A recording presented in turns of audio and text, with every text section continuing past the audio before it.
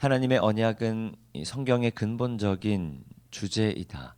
구약은 약속을 주고 신약은 그 약속의 성취를 보여준다.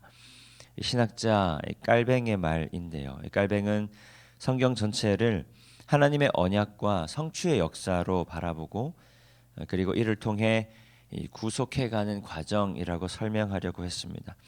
그러니까 성경을 인간을 향한 하나님의 약속 그리고 그 약속을 이루시기 위한 하나님의 노력으로 이해하는 것입니다. 약속을 지키시기 위한 하나님의 노력은 무엇인가요? 바로 예수 그리스도의 십자가입니다. 하나님께서 사랑하시는 백성들을 구원하시겠다라는 약속을 지키시기 위해서 하나님의 아들을 내어주신 것입니다. 그래서 유대인들은 약속이라고 하는 것을 조금 더 특별하게 이해합니다. 자신의 인생 전체가 하나님의 언약 안에 있다고 믿었습니다. 그리고 그렇기 때문에 자기 인생 전부를 하나님의 언약에 대한 반응으로 여기는 것입니다. 사회학자 에머슨이라는 사람이 이런 말을 했습니다. 누구나 약속하기는 쉽다. 그러나 그 약속을 이행하기란 굉장히 어려운 일이다. 약속에는 엄청난 책임이 뒤따른다라는 말입니다.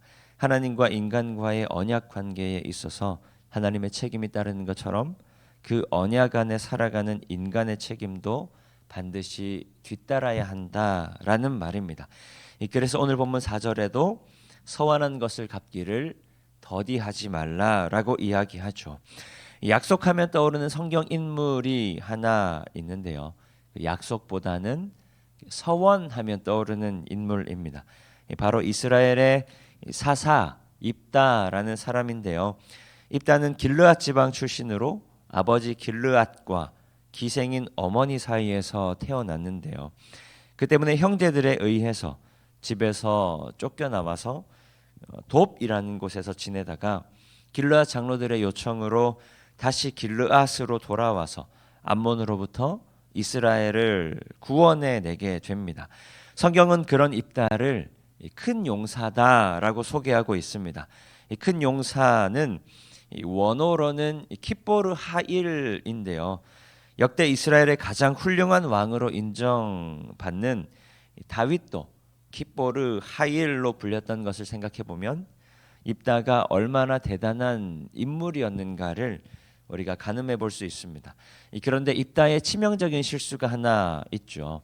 무엇이냐면 하나님 앞에 이렇게 서원한 겁니다. 하나님, 만약에 이 암몬과의 전쟁에서 승리하게 해주신다면 돌아와서 가장 먼저 나를 반겨주는 사람을 하나님께 바치겠습니다.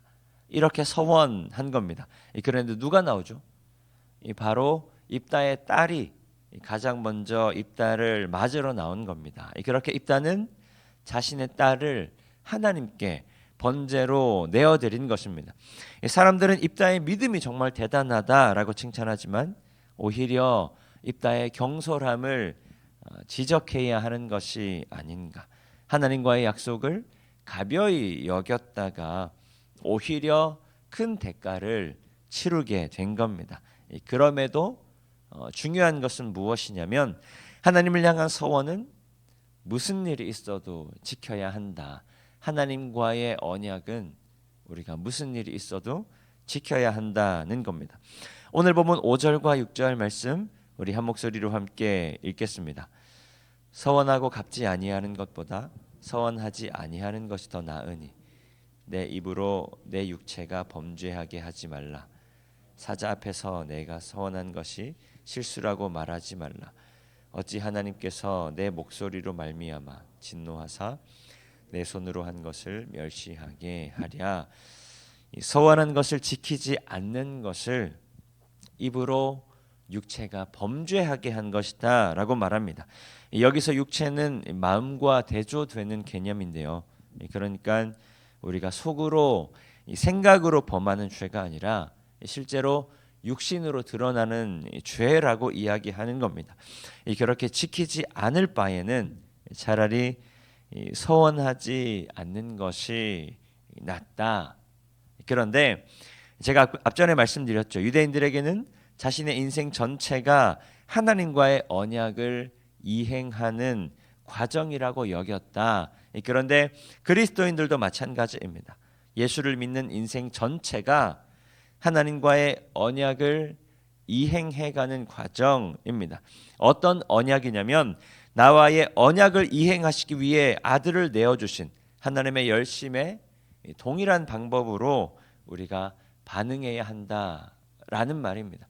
하나님께서 우리와의 언약에 자신의 아들을 내어주신 것처럼 우리 또한 하나님과의 언약 관계에 있어서 하나님께서 노력하신 것만큼, 하나님께서 자신을 내어주신 것만큼 우리 또한 하나님 앞에 우리의 삶을 내어드려야 한다라는 말입니다. 그런데 어떻게 반응해야 하는가? 오늘 본문 7절 말씀 함께 읽겠습니다. 꿈이 많으면 헛된 일들이 많아지고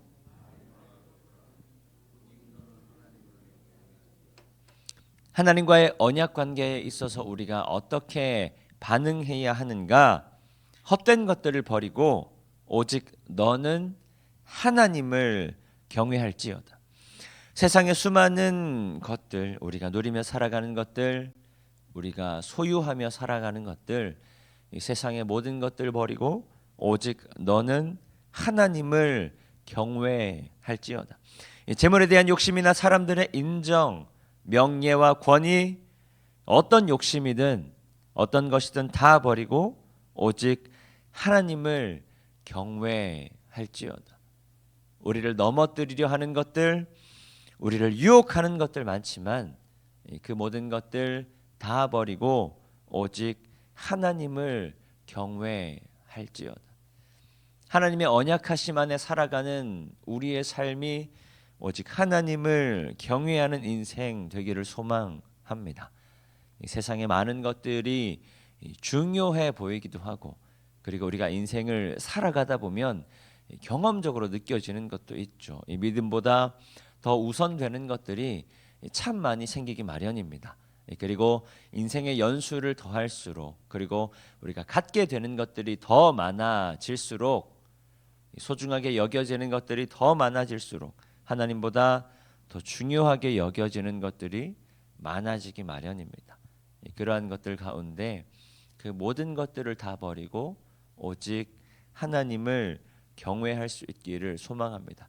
동일하게 하나님 허락하신 오늘 하루의 삶을 살아가는 가운데 우리가 마주하게 되는 중요한 것들, 그리고 우리가 여전히 중요하게 여기는 것들, 그 어떤 것들보다 오직 하나님을 경외하는 귀한 날 살아내시는 우리 모든 성도님들 되시기를 축복합니다. 이 시간 주신 말씀 기억하며 함께 기도하겠습니다.